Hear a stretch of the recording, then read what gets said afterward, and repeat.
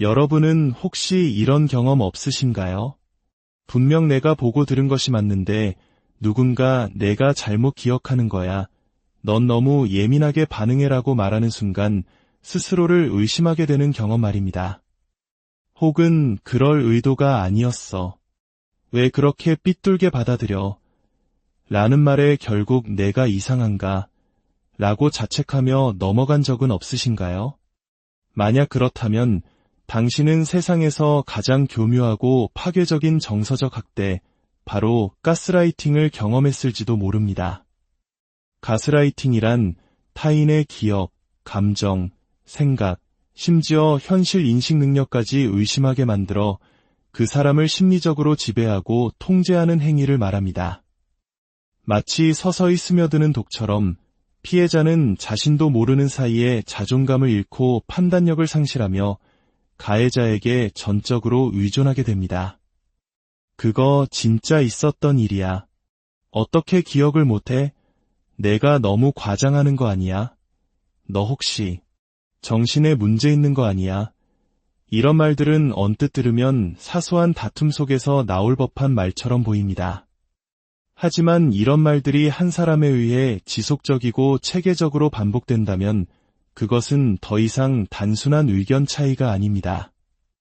상대방의 정신을 서서히 무너뜨리기 위한 치밀하게 계산된 권력의 전략이 되는 것이죠. 일단 스스로를 의심하기 시작하면 가해자는 목적을 달성한 것입니다. 그들은 더 이상 소리를 지르거나 당신을 가두거나 폭력을 행사할 필요가 없습니다. 그저 부드러운 목소리로 무언가를 암시하기만 하면 됩니다. 당신의 머릿속에서 혼란이 시작되고 스스로를 믿지 못하게 된 당신의 마음이 나머지를 모두 해결해 줄 테니까요. 가스라이팅이라는 용어는 1938년의 연극, 그리고 곧이어 영화로도 제작된 가스등이라는 작품에서 유래했습니다. 이야기 속에서 남편은 아내의 막대한 유산을 가로채기 위해 그녀가 스스로 미쳤다고 믿게 만들려는 끔찍한 계획을 세웁니다. 그는 집안의 가스등 밝기를 아주 미세하게 조금씩 줄여놓고는 아내가 집이 어두워진 것 같아요 라고 말할 때마다 당신이 헛것을 보는 거야. 당신 요즘 너무 예민해라며 모든 것을 부정합니다. 결국 아내는 자신의 눈과 기억, 판단력마저 의심하게 되면서 서서히 정신적으로 무너져 내립니다. 남편이 승리한 것이죠. 이 영화의 제목에서 바로 가스라이팅이라는 심리학 용어가 탄생했습니다. 그런데 만약 이 끔찍한 심리 조작이 세상에서 가장 신뢰해야 할 존재인 어머니에 의해 어린 자녀에게 행해진다면 어떻게 될까요? 이것은 단순한 조종을 넘어 명백한 아동학대이자 한 아이의 영혼을 파괴하는 행위입니다. 오늘 우리는 바로 그 끔찍한 현실, 아르헨티나 사회 전체를 충격에 빠뜨렸던 기소니 가족 사건을 통해 가스라이팅의 실체와 그 비극적인 결과를 깊이 들여다보고자 합니다. 이 사건의 중심에는 아들 토마스 기소니가 있습니다. 그는 수많은 언론 앞에서 자신이 어머니 안드레아 바스케스에게 수년간 조종당해왔다고 충격적인 고백을 합니다. 어머니가 주입한 거짓말로 인해 아버지를 증오하게 되었고 심지어 아버지가 자신과 동생을 성적으로 학대했다고 믿게 되었습니다. 그는 법정에서 아버지에 대해 거짓 증언을 했고 그 결과 아버지 파블로 기소니는 억울하게 3년이라는 시간 동안 자유를 박탈당한 채 옥살이를 해야 했습니다. 저는 10대 시절 아버지에게 끔찍한 누명을 씌웠습니다. 저는 아버지가 위험한 사람이고 두려워해야 하며 우리에게 상처를 입혔다는 말을 들으며 자랐습니다. 어린 아들이었던 저는 어머니가 들려주는 말을 그대로 믿었습니다. 어머니의 조종으로 아버지를 허위 고소했다는 토마스의 증언은 SNS를 통해 삽시간에 퍼져나갔고 아르헨티나의 모든 방송 채널에서 대서특필되었습니다. 이는 한 가족의 비극을 넘어 무고라는 문제가 얼마나 심각한 사회적 전염병이 될 수 있는지를 보여주는 첫 번째 사례가 되었습니다.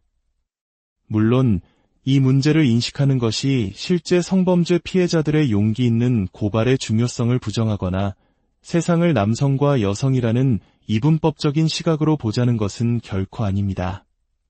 다만 우리는 이 사건을 통해 진실이 어떻게 왜곡될 수 있으며 정의라는 이름 아래 얼마나 끔찍한 불의가 행해질 수 있는지 목도하게 될 것입니다. 언론 보도에 따르면 어머니 안드레아 바스케스는 전 남편을 상대로 단 한 번이 아닌 무려 20번이 넘는 고소를 진행했습니다. 하지만 그녀의 고소는 전 남편에게만 국한되지 않았습니다. 그녀는 자신의 친아들인 장남 프란시스코, 심지어 자신의 친아버지와 아들 학교의 교사들까지 성추행 혐의로 고소했습니다. 그리고 더욱 믿기 힘든 사실은 그녀가 자신에게 불리한 판결을 내린 판사에게까지 마술을 뻗쳤다는 것입니다. 파블로 기소니에게 무죄를 선고했던 다미안 룰리오 판사는 당시 아내와 이혼 소송을 겪고 있었습니다. 안드레아는 자신이 속한 심리학자, 정신과 의사 그룹과 함께 판사의 전 부인에게 접근하여 판사를 상대로 허위 고소를 제기하는데 필요한 모든 지원을 제공하겠다고 제안했습니다. 이는 단순히 한 사람을 무너뜨리는 것을 넘어 자신의 길에 방해가 되는 모든 것을 제거하려는 무서운 집념을 보여줍니다. 더욱 충격적인 것은 안드레아 바스케스가 공직자라는 사실입니다. 그녀는 지역시청에서 성평등 및 사법 접근성 관련 부서의 부국장으로 일하고 있었습니다. 그녀는 여성폭력에 맞서 싸운다는 정당한 명분을 방패 삼아 무고한 사람들을 공격하는 무기로 사용했습니다. 이는 실제 폭력으로 고통받는 진정한 피해자들에게 씻을 수 없는 상처를 주는 행위이며 여론을 조작하여 진실과 거짓을 구분하지 못하게 만드는 사회적 가스라이팅의 전형적인 예시입니다. 안드레아 바스케스에 대해 실시된 심리 감정 결과는 충격적이었습니다. 감정 보고서는 그녀가 사이코패스 성향과 일치하는 특징을 보인다고 결론 내렸습니다. 이는 그녀가 영화에 나오는 범죄자라는 의미는 아닙니다. 하지만 그녀의 정신구조가 타인에 대한 공감 능력이 심각하게 결여되어 있으며 타인을 자신의 목적을 위한 도구로 여기고 조종하려는 경향이 매우 강하다는 것을 의미합니다. 보고서는 그녀를 자신의 의지를 관철하기 위해 타인의 경계를 무너뜨리는 압도적인 성격의 소유자로 묘사했습니다. 이는 단순한 임상적 관찰이 아니었습니다. 오랜 침묵을 깨고 진실을 밝힌 아들 토마스 역시 이 사실을 확인해 주었습니다. 그는 어머니는 절대로 자신의 실수를 인정하지 않으며 자신의 뜻에 동의하지 않는 사람은 그 즉시 적으로 간주된다고 증언했습니다. 토론이나 타협의 대상이 아닌 제거해야 할 적으로 말입니다. 이러한 성향을 가진 사람이 법적 분쟁에 뛰어들 때 문제는 단순히 깨어진 인간관계를 넘어섭니다. 법과 제도는 자신에게 복종하지 않는 사람을 처벌하기 위한 왜곡된 도구로 전락하고 맙니다. 그리고 사법부는 서서히 이 끔찍한 진실을 마주하기 시작했습니다. 사건의 발단은 2009년 의사였던 파블로와 안드레아가 이혼하면서 시작됩니다. 파블로의 증언에 따르면 안드레아는 매달 $6,000라는 거액의 양육비를 요구했고 그가 이를 거절하자 적대적인 태도를 노골적으로 드러내기 시작했습니다. 이혼의 또 다른 중요한 이유는 자녀 교육 문제였습니다. 안드레아는 자기 아들들이 영재라고 굳게 믿었고 아이들을 텔레비전에 출연시키고 싶어 했습니다. 아들 토마스는 어머니가 자신들을 학교에 보내는 대신 영재 교육 코스를 듣게 하려고 며칠씩 결석시킨 적도 있다고 회상했습니다. 아버지는 아이들이 평범한 유년 시절을 보내길 원했고 만약 아이들을 방송에 내보낸다면 집을 나가겠다고 선언했습니다. 결국 안드레아가 자신의 뜻을 굽히지 않자 그는 약속대로 집을 떠났습니다. 이혼 후 법원은 아버지가 아이들을 정기적으로 만날 수 있도록 면접 교섭권을 인정했습니다. 하지만 안드레아는 번번이 약속을 어겼습니다. 결국 판사는 아이들의 양육권을 아버지에게 넘기는 파격적인 결정을 내렸습니다. 어머니는 대신 정해진 날에 아이들을 만날 수 있었습니다. 모든 것이 바뀐 것은 네 번째 만남 이후였습니다. 안드레아는 두 아들이 아빠에게 돌아가기 싫어한다고 주장했습니다. 아무런 증거나 목격자도 없는 일방적인 주장이었지만 법원은 이를 위험 신호로 받아들였고 그때부터 거대한 사법기계가 작동하기 시작했습니다. 어머니는 어린 아들 토마스에게 교묘한 질문들을 던지며 기억을 조작하기 시작했습니다. 아빠가 너한테 뭘 했니? 이걸 했니? 아니면 저걸 했니? 와 같은 유도 질문은 아무것도 하지 않았어요.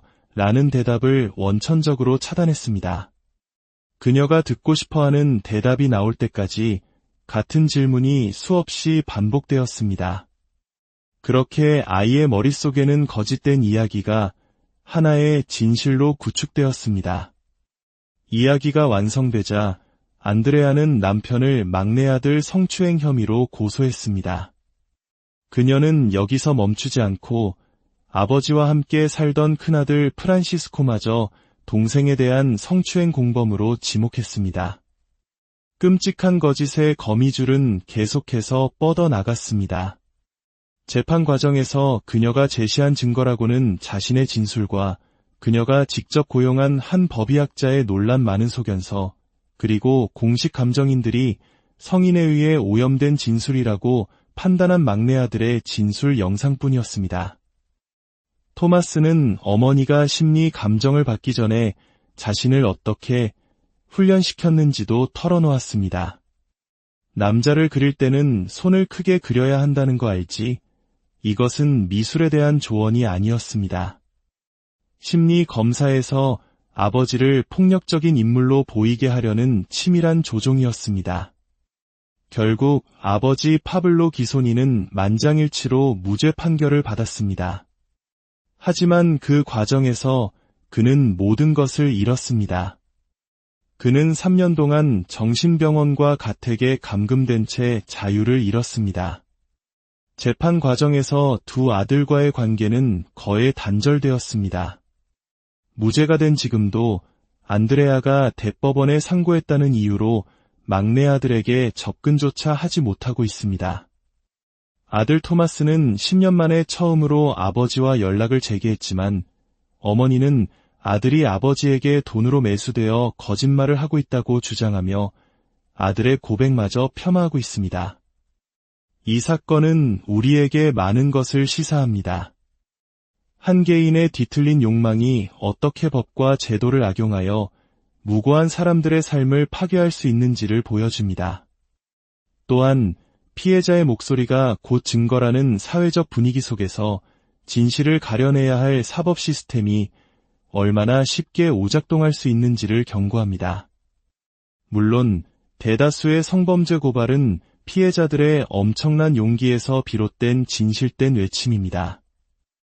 우리는 그들의 목소리를 더욱 귀 기울여 듣고 보호해야 합니다. 하지만 동시에 기소니 사건과 같은 극단적인 사례를 통해 우리는 어떠한 명분 아래에서도 진실을 왜곡하고 무고한 사람을 공격하는 행위는 결코 용납될 수 없다는 것을 기억해야 합니다. 보이지 않는 폭력, 가스라이팅은 우리의 가장 가까운 관계 속에서 시작될 수 있습니다. 만약 누군가 당신의 현실을 끊임없이 부정하고 당신 스스로를 의심하게 만든다면 그것은 당신이 예민하거나 이상해서가 아닐 수 있습니다. 잠시 멈추어 당신의 마음의 소리에 귀를 기울여 보십시오. 진실은 다른 누구도 아닌 바로 당신 안에 있기 때문입니다. 이 이야기가 여러분에게 깊은 울림을 주었다면 더 많은 사람들이 진실과 거짓, 그리고 보이지 않는 폭력의 위험성에 대해 생각해 볼 수 있도록 이 콘텐츠를 공유하고 채널을 구독해 주십시오. 여러분의 관심이 더 나은 사회를 만드는 작은 빛이. 여러분은 혹시 이런 경험 없으신가요? 분명 내가 보고 들은 것이 맞는데 누군가 내가 잘못 기억하는 거야. 넌 너무 예민하게 반응해라고 말하는 순간 스스로를 의심하게 되는 경험 말입니다. 혹은 그럴 의도가 아니었어. 왜 그렇게 삐뚤게 받아들여? 라는 말에 결국 내가 이상한가? 라고 자책하며 넘어간 적은 없으신가요? 만약 그렇다면 당신은 세상에서 가장 교묘하고 파괴적인 정서적 학대, 바로 가스라이팅을 경험했을지도 모릅니다. 가스라이팅이란 타인의 기억, 감정, 생각, 심지어 현실 인식 능력까지 의심하게 만들어 그 사람을 심리적으로 지배하고 통제하는 행위를 말합니다. 마치 서서히 스며드는 독처럼 피해자는 자신도 모르는 사이에 자존감을 잃고 판단력을 상실하며 가해자에게 전적으로 의존하게 됩니다. 그거 진짜 있었던 일이야. 어떻게 기억을 못해? 내가 너무 과장하는 거 아니야? 너 혹시 정신에 문제 있는 거 아니야? 이런 말들은 언뜻 들으면 사소한 다툼 속에서 나올 법한 말처럼 보입니다. 하지만 이런 말들이 한 사람에 의해 지속적이고 체계적으로 반복된다면 그것은 더 이상 단순한 의견 차이가 아닙니다. 상대방의 정신을 서서히 무너뜨리기 위한 치밀하게 계산된 권력의 전략이 되는 것이죠. 일단 스스로를 의심하기 시작하면 가해자는 목적을 달성한 것입니다. 그들은 더 이상 소리를 지르거나 당신을 가두거나 폭력을 행사할 필요가 없습니다. 그저 부드러운 목소리로 무언가를 암시하기만 하면 됩니다. 당신의 머릿속에서 혼란이 시작되고 스스로를 믿지 못하게 된 당신의 마음이 나머지를 모두 해결해 줄 테니까요. 가스라이팅이라는 용어는 1938년의 연극, 그리고 곧이어 영화로도 제작된 가스등이라는 작품에서 유래했습니다. 이야기 속에서 남편은 아내의 막대한 유산을 가로채기 위해 그녀가 스스로 미쳤다고 믿게 만들려는 끔찍한 계획을 세웁니다. 그는 집안의 가스등 밝기를 아주 미세하게 조금씩 줄여놓고는 아내가 집이 어두워진 것 같아요 라고 말할 때마다 당신이 헛것을 보는 거야. 당신 요즘 너무 예민해라며 모든 것을 부정합니다. 결국 아내는 자신의 눈과 기억, 판단력마저 의심하게 되면서 서서히 정신적으로 무너져 내립니다. 남편이 승리한 것이죠. 이 영화의 제목에서 바로 가스라이팅이라는 심리학 용어가 탄생했습니다. 그런데 만약 이 끔찍한 심리 조작이 세상에서 가장 신뢰해야 할 존재인 어머니에 의해 어린 자녀에게 행해진다면 어떻게 될까요? 이것은 단순한 조종을 넘어 명백한 아동학대이자 한 아이의 영혼을 파괴하는 행위입니다. 오늘 우리는 바로 그 끔찍한 현실, 아르헨티나 사회 전체를 충격에 빠뜨렸던 기손이 가족 사건을 통해 가스라이팅의 실체와 그 비극적인 결과를 깊이 들여다보고자 합니다. 이 사건의 중심에는 아들 토마스 기손이가 있습니다. 그는 수많은 언론 앞에서 자신이 어머니 안드레아 바스케스에게 수년간 조종당해왔다고 충격적인 고백을 합니다.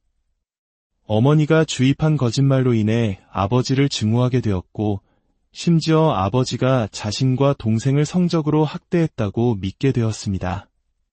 그는 법정에서 아버지에 대해 거짓 증언을 했고 그 결과 아버지 파블로 기손이는 억울하게 3년이라는 시간 동안 자유를 박탈당한 채 옥살이를 해야 했습니다.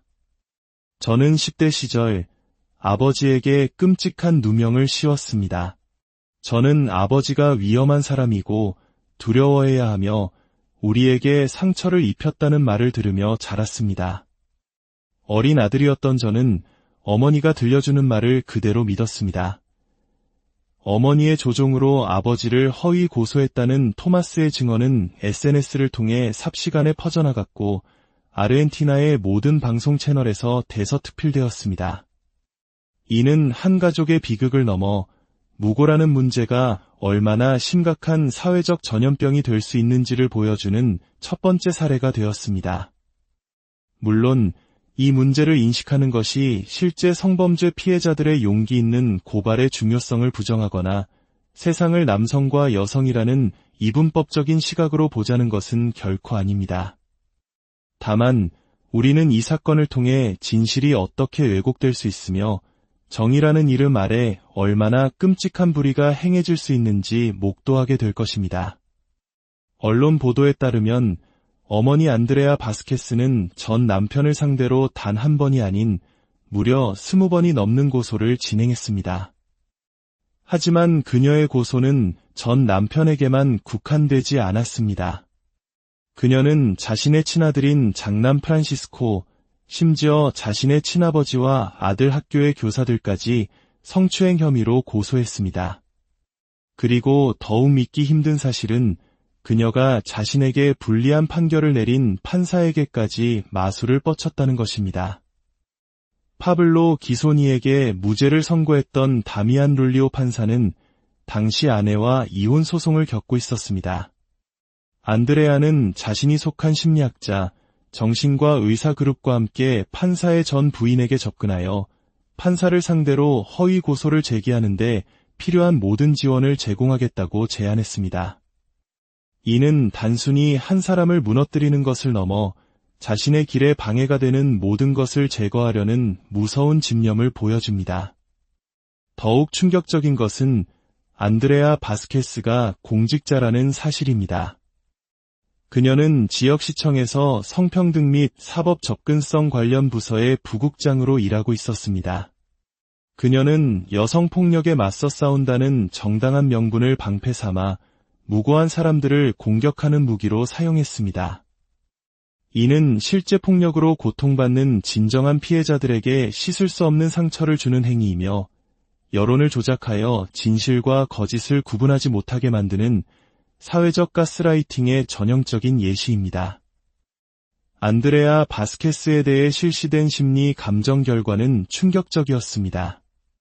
감정 보고서는 그녀가 사이코패스 성향과 일치하는 특징을 보인다고 결론 내렸습니다.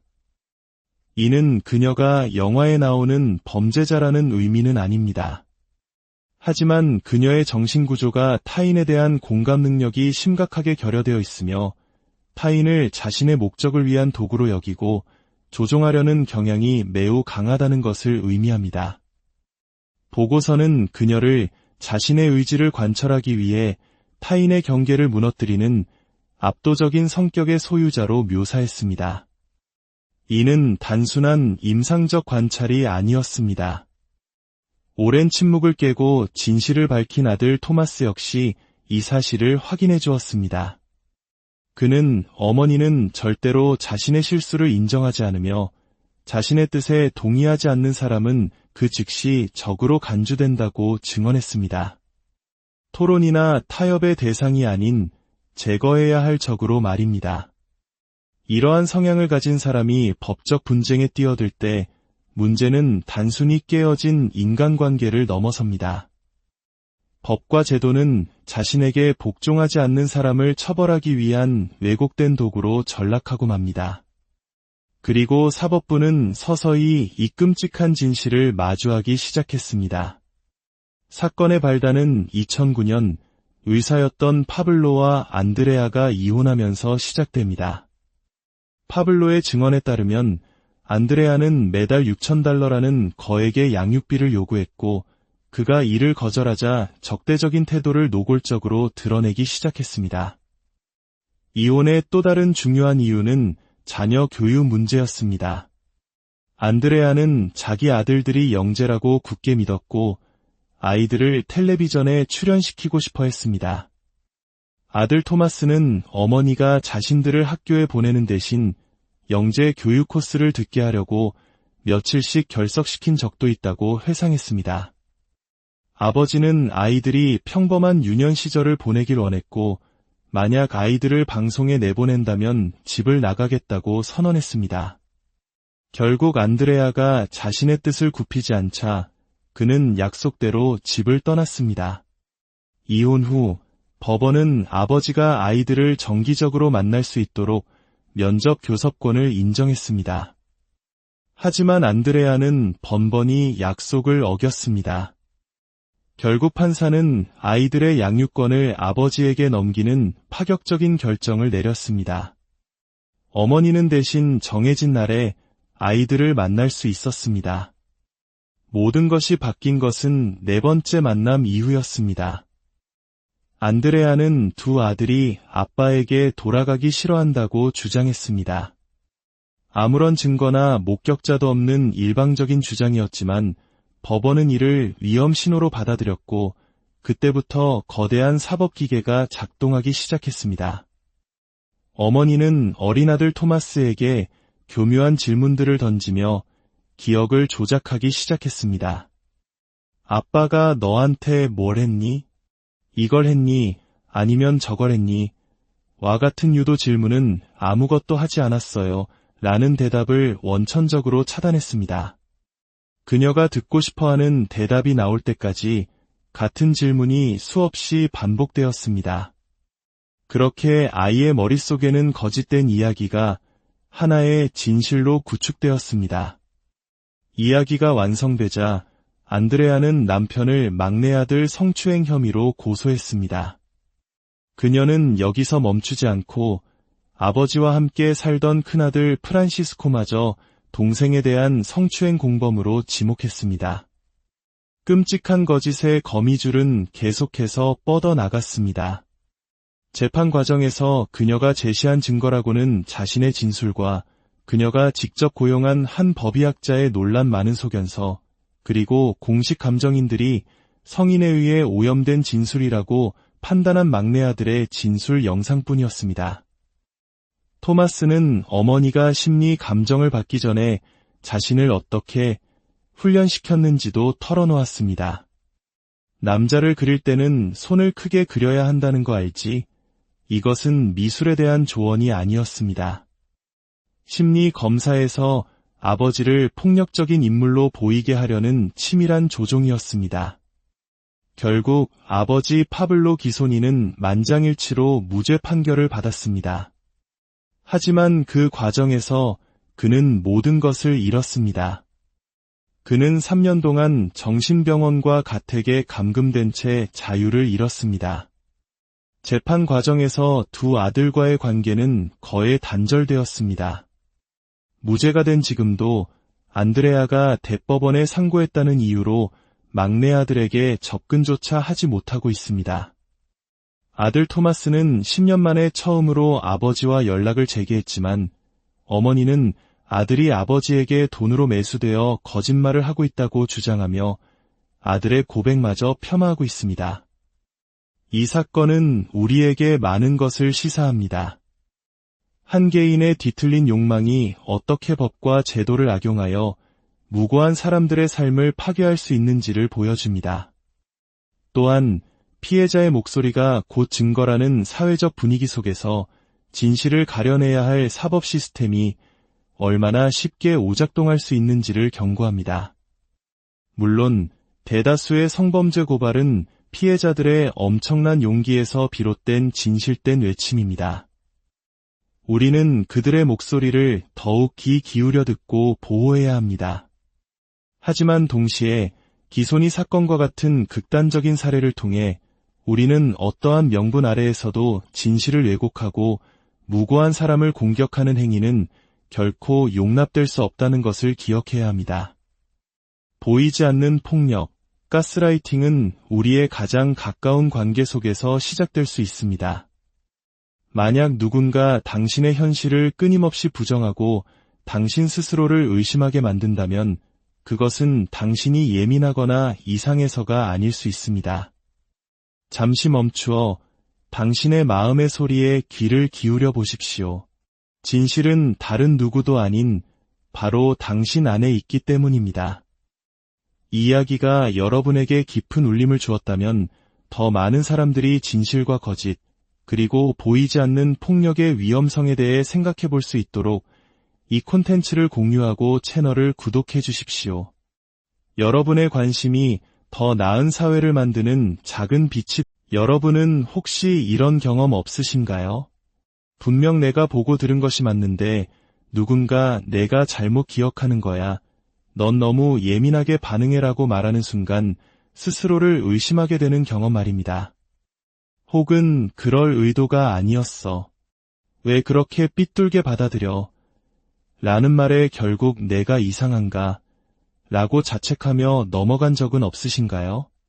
만약 그렇다면 당신은 세상에서 가장 교묘하고 파괴적인 정서적 학대, 바로 가스라이팅을 경험했을지도 모릅니다. 가스라이팅이란 타인의 기억, 감정, 생각, 심지어 현실 인식 능력까지 의심하게 만들어 그 사람을 심리적으로 지배하고 통제하는 행위를 말합니다. 마치 서서히 스며드는 독처럼 피해자는 자신도 모르는 사이에 자존감을 잃고 판단력을 상실하며 가해자에게 전적으로 의존하게 됩니다. 그거 진짜 있었던 일이야. 어떻게 기억을 못해? 내가 너무 과장하는 거 아니야? 너 혹시 정신에 문제 있는 거 아니야? 이런 말들은 언뜻 들으면 사소한 다툼 속에서 나올 법한 말처럼 보입니다. 하지만 이런 말들이 한 사람에 의해 지속적이고 체계적으로 반복된다면 그것은 더 이상 단순한 의견 차이가 아닙니다.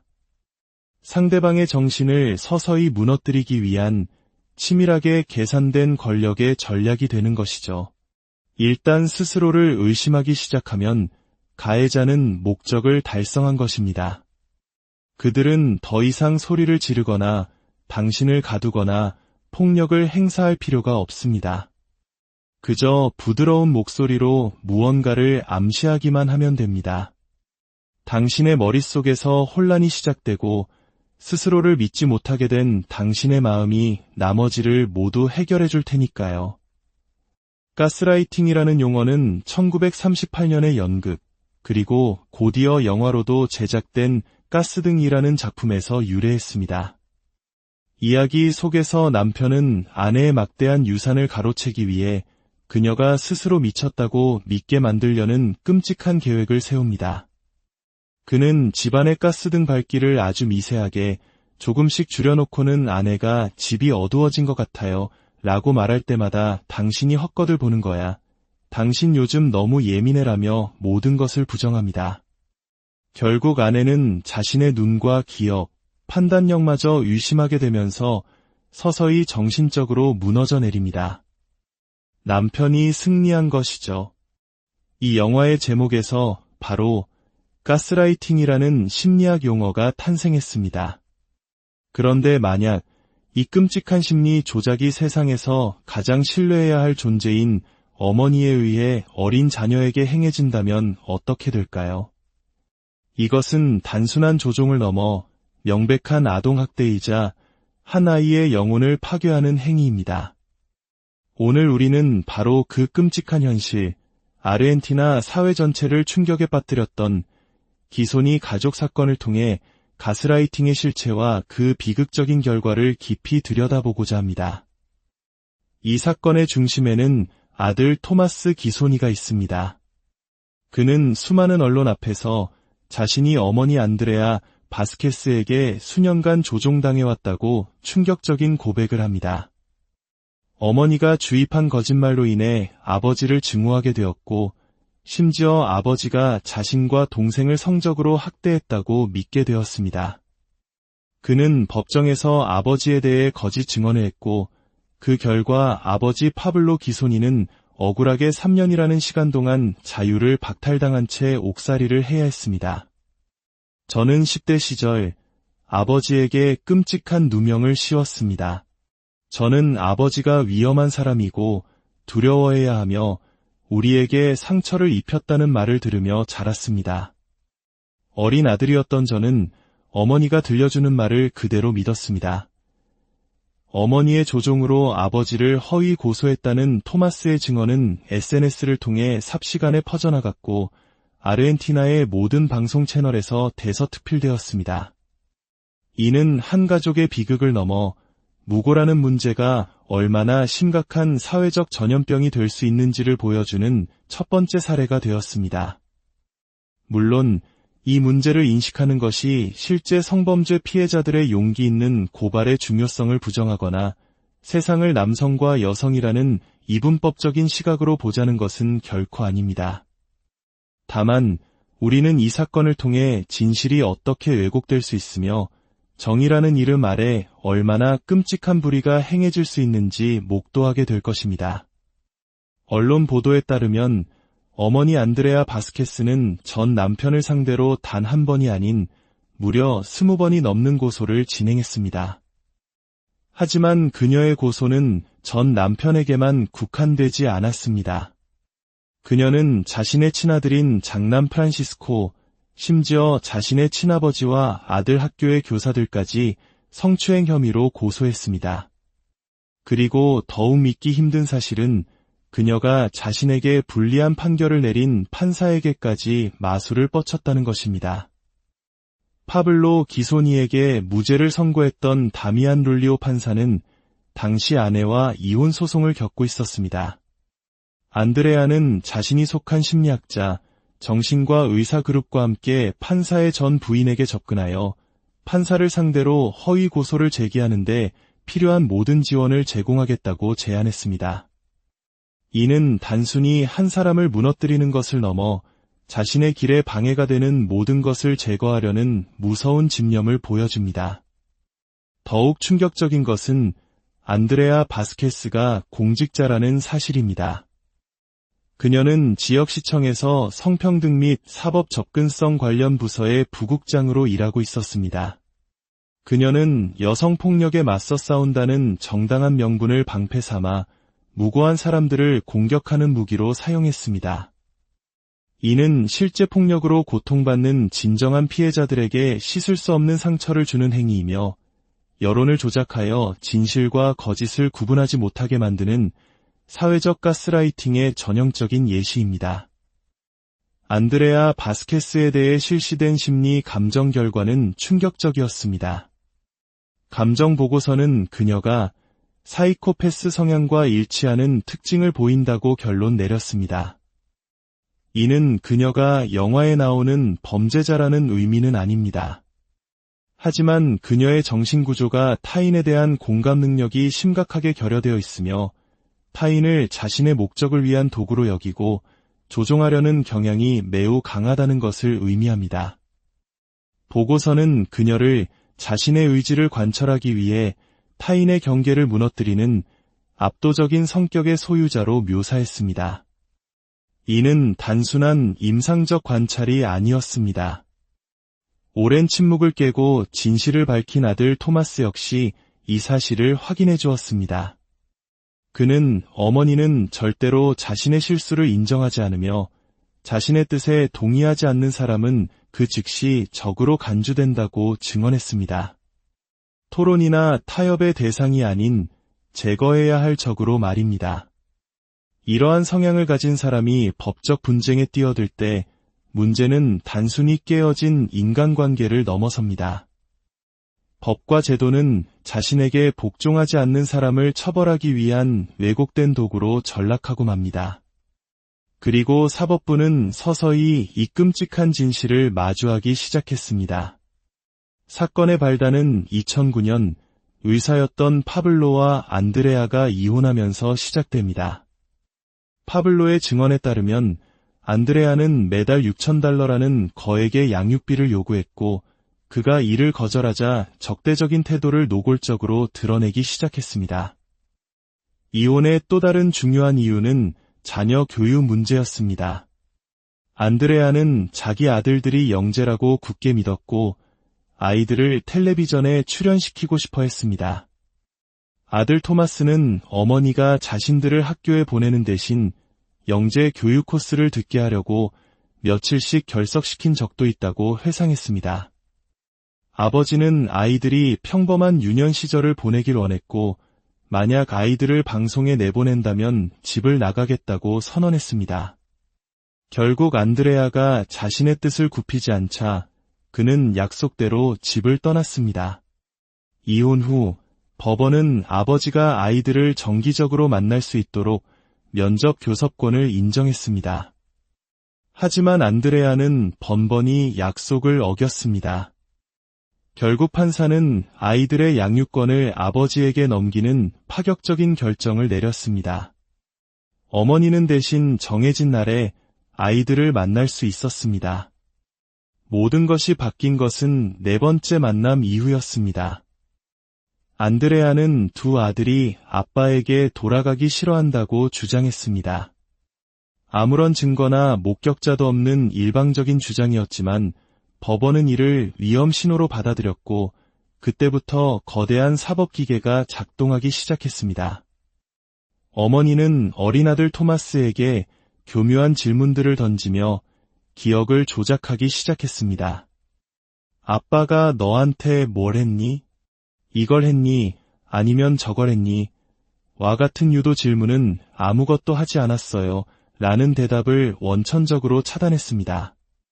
그녀가 듣고 싶어하는 대답이 나올 때까지 같은 질문이 수없이 반복되었습니다. 그렇게 아이의 머릿속에는 거짓된 이야기가 하나의 진실로 구축되었습니다. 이야기가 완성되자 안드레아는 남편을 막내 아들 성추행 혐의로 고소했습니다. 그녀는 여기서 멈추지 않고 아버지와 함께 살던 큰아들 프란시스코마저 동생에 대한 성추행 공범으로 지목했습니다. 끔찍한 거짓의 거미줄은 계속해서 뻗어나갔습니다. 재판 과정에서 그녀가 제시한 증거라고는 자신의 진술과 그녀가 직접 고용한 한 법의학자의 논란 많은 소견서, 그리고 공식 감정인들이 성인에 의해 오염된 진술이라고 판단한 막내 아들의 진술 영상뿐이었습니다. 토마스는 어머니가 심리 감정을 받기 전에 자신을 어떻게 훈련시켰는지도 털어놓았습니다. 남자를 그릴 때는 손을 크게 그려야 한다는 거 알지? 이것은 미술에 대한 조언이 아니었습니다. 심리 검사에서 아버지를 폭력적인 인물로 보이게 하려는 치밀한 조종이었습니다. 결국 아버지 파블로 기소니는 만장일치로 무죄 판결을 받았습니다. 하지만 그 과정에서 그는 모든 것을 잃었습니다. 그는 3년 동안 정신병원과 가택에 감금된 채 자유를 잃었습니다. 재판 과정에서 두 아들과의 관계는 거의 단절되었습니다. 무죄가 된 지금도 안드레아가 대법원에 상고했다는 이유로 막내 아들에게 접근조차 하지 못하고 있습니다. 아들 토마스는 10년 만에 처음으로 아버지와 연락을 재개했지만 어머니는 아들이 아버지에게 돈으로 매수되어 거짓말을 하고 있다고 주장하며 아들의 고백마저 폄하하고 있습니다. 이 사건은 우리에게 많은 것을 시사합니다. 한 개인의 뒤틀린 욕망이 어떻게 법과 제도를 악용하여 무고한 사람들의 삶을 파괴할 수 있는지를 보여줍니다. 또한 피해자의 목소리가 곧 증거라는 사회적 분위기 속에서 진실을 가려내야 할 사법 시스템이 얼마나 쉽게 오작동할 수 있는지를 경고합니다. 물론 대다수의 성범죄 고발은 피해자들의 엄청난 용기에서 비롯된 진실된 외침입니다. 우리는 그들의 목소리를 더욱 귀 기울여 듣고 보호해야 합니다. 하지만 동시에 기소니 사건과 같은 극단적인 사례를 통해 우리는 어떠한 명분 아래에서도 진실을 왜곡하고 무고한 사람을 공격하는 행위는 결코 용납될 수 없다는 것을 기억해야 합니다. 보이지 않는 폭력, 가스라이팅은 우리의 가장 가까운 관계 속에서 시작될 수 있습니다. 만약 누군가 당신의 현실을 끊임없이 부정하고 당신 스스로를 의심하게 만든다면 그것은 당신이 예민하거나 이상해서가 아닐 수 있습니다. 잠시 멈추어 당신의 마음의 소리에 귀를 기울여 보십시오. 진실은 다른 누구도 아닌 바로 당신 안에 있기 때문입니다.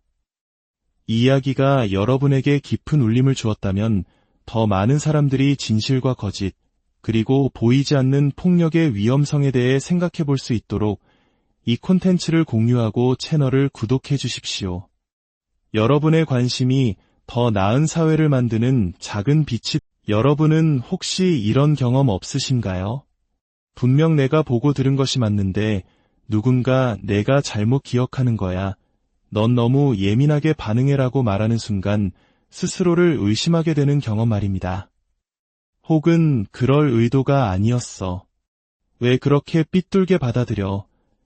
라는 말에 결국 내가 이상한가? 라고 자책하며 넘어간 적은 없으신가요? 만약 그렇다면 당신은 세상에서 가장 교묘하고 파괴적인 정서적 학대, 바로 가스라이팅을 경험했을지도 모릅니다. 가스라이팅이란 타인의 기억, 감정, 생각, 심지어 현실 인식 능력까지 의심하게 만들어 그 사람을 심리적으로 지배하고 통제하는 행위를 말합니다. 마치 서서히 스며드는 독처럼 피해자는 자신도 모르는 사이에 자존감을 잃고 판단력을 상실하며 가해자에게 전적으로 의존하게 됩니다. 그거 진짜 있었던 일이야. 어떻게 기억을 못해? 내가 너무 과장하는 거 아니야? 너 혹시 정신에 문제 있는 거 아니야? 이런 말들은 언뜻 들으면 사소한 다툼 속에서 나올 법한 말처럼 보입니다. 하지만 이런 말들이 한 사람에 의해 지속적이고 체계적으로 반복된다면 그것은 더 이상 단순한 의견 차이가 아닙니다. 상대방의 정신을 서서히 무너뜨리기 위한 치밀하게 계산된 권력의 전략이 되는 것이죠. 일단 스스로를 의심하기 시작하면 가해자는 목적을 달성한 것입니다. 그들은 더 이상 소리를 지르거나 당신을 가두거나 폭력을 행사할 필요가 없습니다. 그저 부드러운 목소리로 무언가를 암시하기만 하면 됩니다. 당신의 머릿속에서 혼란이 시작되고 스스로를 믿지 못하게 된 당신의 마음이 나머지를 모두 해결해 줄 테니까요. 가스라이팅이라는 용어는 1938년의 연극, 그리고 곧이어 영화로도 제작된 가스등이라는 작품에서 유래했습니다. 이야기 속에서 남편은 아내의 막대한 유산을 가로채기 위해 그녀가 스스로 미쳤다고 믿게 만들려는 끔찍한 계획을 세웁니다. 그는 집안의 가스등 밝기를 아주 미세하게 조금씩 줄여놓고는 아내가 집이 어두워진 것 같아요 라고 말할 때마다 당신이 헛것을 보는 거야. 당신 요즘 너무 예민해라며 모든 것을 부정합니다. 결국 아내는 자신의 눈과 기억, 판단력마저 의심하게 되면서 서서히 정신적으로 무너져 내립니다. 남편이 승리한 것이죠. 이 영화의 제목에서 바로 가스라이팅이라는 심리학 용어가 탄생했습니다. 그런데 만약 이 끔찍한 심리 조작이 세상에서 가장 신뢰해야 할 존재인 어머니에 의해 어린 자녀에게 행해진다면 어떻게 될까요? 이것은 단순한 조종을 넘어 명백한 아동학대이자 한 아이의 영혼을 파괴하는 행위입니다. 오늘 우리는 바로 그 끔찍한 현실, 아르헨티나 사회 전체를 충격에 빠뜨렸던 기손이 가족 사건을 통해 가스라이팅의 실체와 그 비극적인 결과를 깊이 들여다보고자 합니다. 이 사건의 중심에는 아들 토마스 기손이가 있습니다. 그는 수많은 언론 앞에서 자신이 어머니 안드레아 바스케스에게 수년간 조종당해왔다고 충격적인 고백을 합니다. 어머니가 주입한 거짓말로 인해 아버지를 증오하게 되었고 심지어 아버지가 자신과 동생을 성적으로 학대했다고 믿게 되었습니다. 그는 법정에서 아버지에 대해 거짓 증언을 했고 그 결과 아버지 파블로 기손이는 억울하게 3년이라는 시간 동안 자유를 박탈당한 채 옥살이를 해야 했습니다. 저는 10대 시절 아버지에게 끔찍한 누명을 씌웠습니다. 저는 아버지가 위험한 사람이고 두려워해야 하며 우리에게 상처를 입혔다는 말을 들으며 자랐습니다. 어린 아들이었던 저는 어머니가 들려주는 말을 그대로 믿었습니다. 어머니의 조종으로 아버지를 허위 고소했다는 토마스의 증언은 SNS를 통해 삽시간에 퍼져나갔고 아르헨티나의 모든 방송 채널에서 대서특필되었습니다. 이는 한 가족의 비극을 넘어 무고라는 문제가 얼마나 심각한 사회적 전염병이 될 수 있는지를 보여주는 첫 번째 사례가 되었습니다. 물론 이 문제를 인식하는 것이 실제 성범죄 피해자들의 용기 있는 고발의 중요성을 부정하거나 세상을 남성과 여성이라는 이분법적인 시각으로 보자는 것은 결코 아닙니다. 다만 우리는 이 사건을 통해 진실이 어떻게 왜곡될 수 있으며 정의라는 이름 아래 얼마나 끔찍한 불의가 행해질 수 있는지 목도하게 될 것입니다. 언론 보도에 따르면 어머니 안드레아 바스케스는 전 남편을 상대로 단 한 번이 아닌 무려 20번이 넘는 고소를 진행했습니다. 하지만 그녀의 고소는 전 남편에게만 국한되지 않았습니다. 그녀는 자신의 친아들인 장남 프란시스코, 심지어 자신의 친아버지와 아들 학교의 교사들까지 성추행 혐의로 고소했습니다. 그리고 더욱 믿기 힘든 사실은 그녀가 자신에게 불리한 판결을 내린 판사에게까지 마술을 뻗쳤다는 것입니다. 파블로 기소니에게 무죄를 선고했던 다미안 룰리오 판사는 당시 아내와 이혼 소송을 겪고 있었습니다. 안드레아는 자신이 속한 심리학자, 정신과 의사 그룹과 함께 판사의 전 부인에게 접근하여 판사를 상대로 허위 고소를 제기하는데 필요한 모든 지원을 제공하겠다고 제안했습니다. 이는 단순히 한 사람을 무너뜨리는 것을 넘어 자신의 길에 방해가 되는 모든 것을 제거하려는 무서운 집념을 보여줍니다. 더욱 충격적인 것은 안드레아 바스케스가 공직자라는 사실입니다. 그녀는 지역시청에서 성평등 및 사법 접근성 관련 부서의 부국장으로 일하고 있었습니다. 그녀는 여성폭력에 맞서 싸운다는 정당한 명분을 방패 삼아 무고한 사람들을 공격하는 무기로 사용했습니다. 이는 실제 폭력으로 고통받는 진정한 피해자들에게 씻을 수 없는 상처를 주는 행위이며 여론을 조작하여 진실과 거짓을 구분하지 못하게 만드는 사회적 가스라이팅의 전형적인 예시입니다. 안드레아 바스케스에 대해 실시된 심리 감정 결과는 충격적이었습니다. 감정 보고서는 그녀가 사이코패스 성향과 일치하는 특징을 보인다고 결론 내렸습니다. 이는 그녀가 영화에 나오는 범죄자라는 의미는 아닙니다. 하지만 그녀의 정신구조가 타인에 대한 공감 능력이 심각하게 결여되어 있으며 타인을 자신의 목적을 위한 도구로 여기고 조종하려는 경향이 매우 강하다는 것을 의미합니다. 보고서는 그녀를 자신의 의지를 관철하기 위해 타인의 경계를 무너뜨리는 압도적인 성격의 소유자로 묘사했습니다.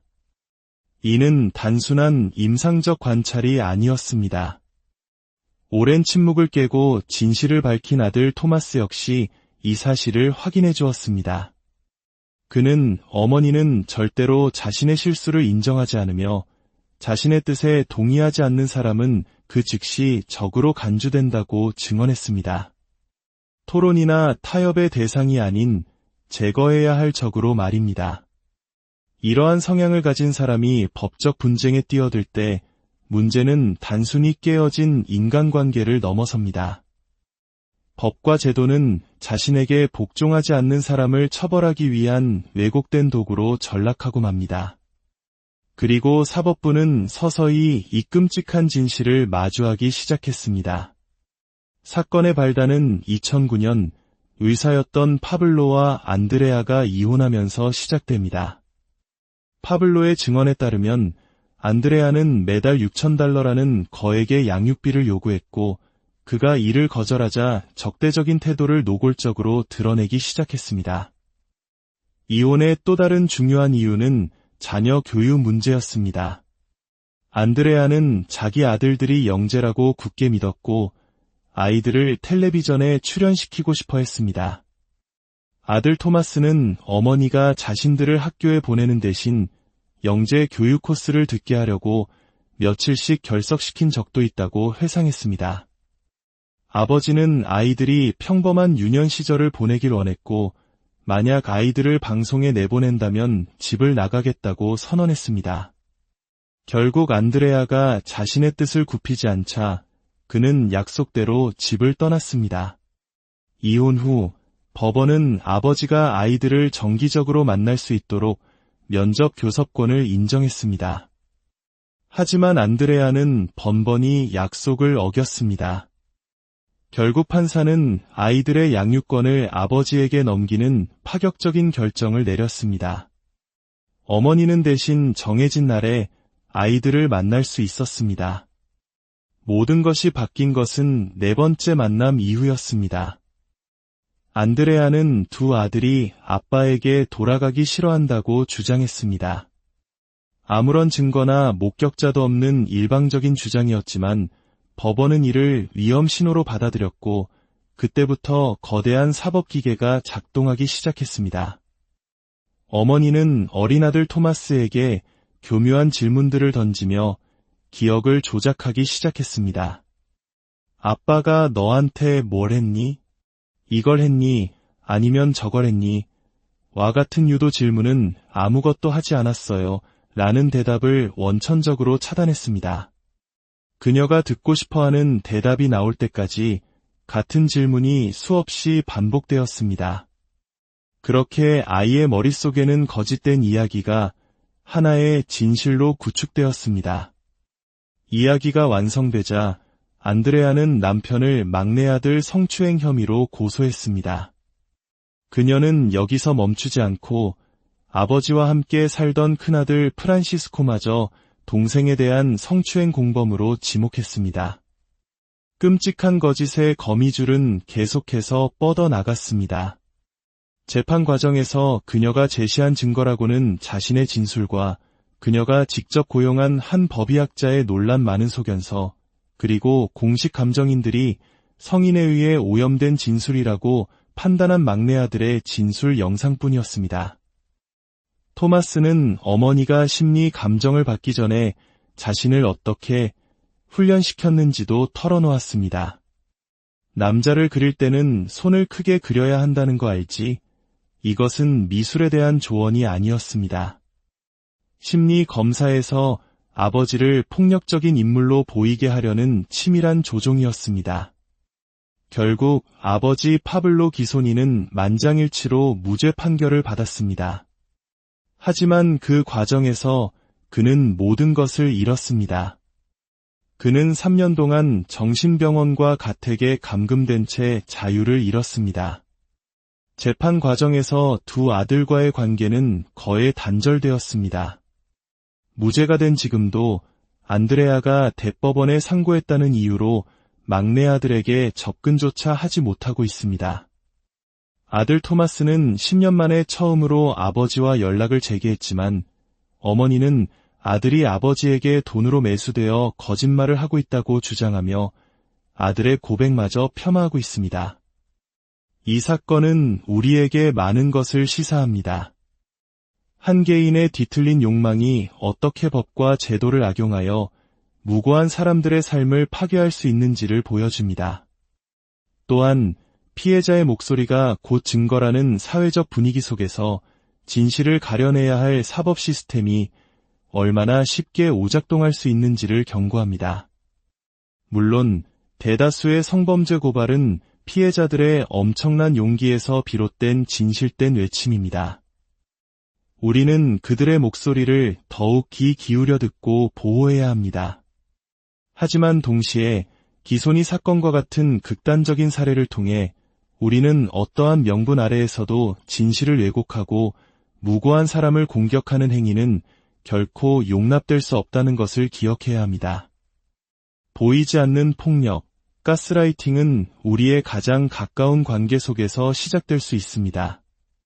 만약 누군가 당신의 현실을 끊임없이 부정하고 당신 스스로를 의심하게 만든다면 그것은 당신이 예민하거나 이상해서가 아닐 수 있습니다. 잠시 멈추어 당신의 마음의 소리에 귀를 기울여 보십시오. 진실은 다른 누구도 아닌 바로 당신 안에 있기 때문입니다. 이 이야기가 여러분에게 깊은 울림을 주었다면 더 많은 사람들이 진실과 거짓, 그리고 보이지 않는 폭력의 위험성에 대해 생각해 볼 수 있도록 이 콘텐츠를 공유하고 채널을 구독해 주십시오. 여러분의 관심이 더 나은 사회를 만드는 작은 빛이. 여러분은 혹시 이런 경험 없으신가요? 분명 내가 보고 들은 것이 맞는데 누군가 내가 잘못 기억하는 거야. 넌 너무 예민하게 반응해라고 말하는 순간 스스로를 의심하게 되는 경험 말입니다. 혹은 그럴 의도가 아니었어. 왜 그렇게 삐뚤게 받아들여? 라는 말에 결국 내가 이상한가? 라고 자책하며 넘어간 적은 없으신가요? 만약 그렇다면 당신은 세상에서 가장 교묘하고 파괴적인 정서적 학대, 바로 가스라이팅을 경험했을지도 모릅니다. 가스라이팅이란 타인의 기억, 감정, 생각, 심지어 현실 인식 능력까지 의심하게 만들어 그 사람을 심리적으로 지배하고 통제하는 행위를 말합니다. 마치 서서히 스며드는 독처럼